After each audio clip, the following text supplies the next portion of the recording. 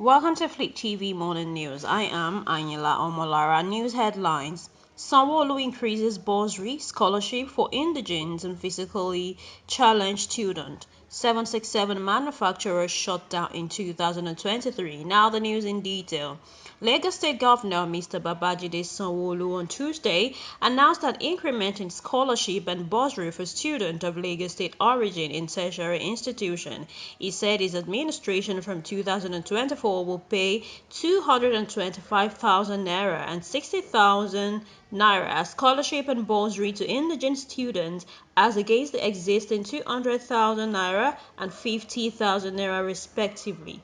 The governor also announced scholarship for the less privileged and physically challenged students in public tertiary institutions, noting that the scholarship will not be limited to Lagos State indigents alone.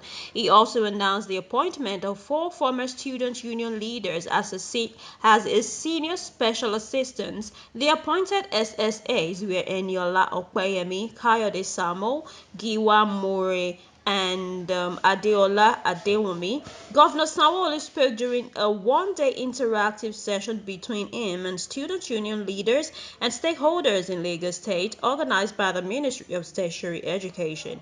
The event held at the Adeyemi Burial Hall, Alausa, was attended by members of the state cabinet, stakeholders in the tertiary education sector, and delegates from 13 public tertiary institutions in Lagos State, which included Lagos State University, University of Lagos, Lagos State University of Science and Technology, Lagos State University of Education, and Yaba College of Technology, among others. Speaking during the interactive session, which lasted for over 3 hours, Governor Sanwo-Olu said his administration would continue to engage students constructively and enhance infrastructures in public institutions and will continue to develop an enduring and sustainable ecosystem to create a livable as well as workable environment for students in all the public tertiary institutions in Lagos State.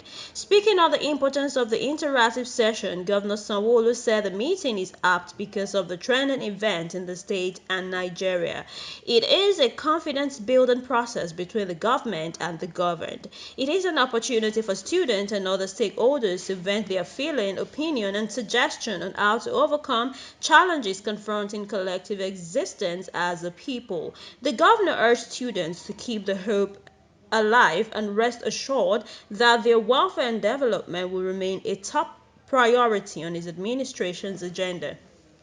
On the same note, speaking earlier, Lagos State Commissioner of Tertiary Education, Mr. Tolani Sule, commended Governor Sanwo-Olu for his support, assuring that the ministry would sustain the legacy of excellence as it continues to dialogue and engage student and management of tertiary institutions as well as stakeholders in its bid to foster an atmosphere of peace. The commissioner said Governor Sanwo-Olu's presence at the interactive session is a further demonstration of his administration's commitment to quality tertiary education and youth development. He said stakeholders' engagement like this become necessary in view of the noble role that the youth have to play in the development agenda. He therefore commended Mr. Governor. Also speaking, the guest speaker and immediate past Vice Chancellor of Lagos State University, Professor Olanrewaju Fagbowo, described Governor Sanwo-Olu as a man of legacy. He commended the Babajide Sanwo-Olu administration for the constructive engagement, dialogue, collaborative,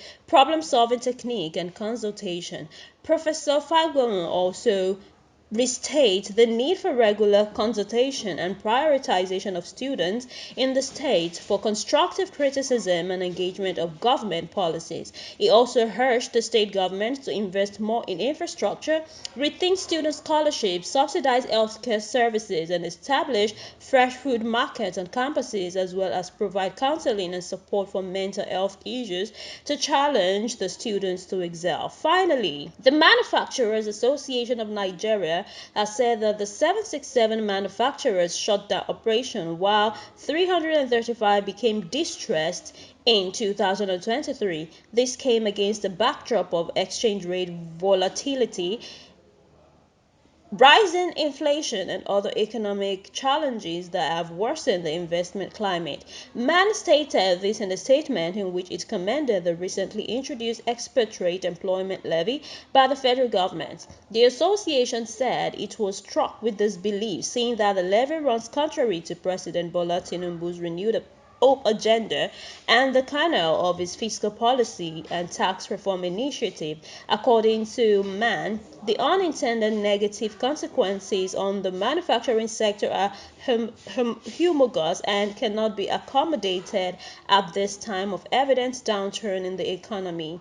The statement read in part, the imposition of EEL poses a potential impact on the manufacturing sector and the economy at large. This will in turn mark an unwarranted and unprecedented addition to the cost of doing business in Nigeria, especially manufacturers. The manufacturing sector is already beset with multidimensional challenges.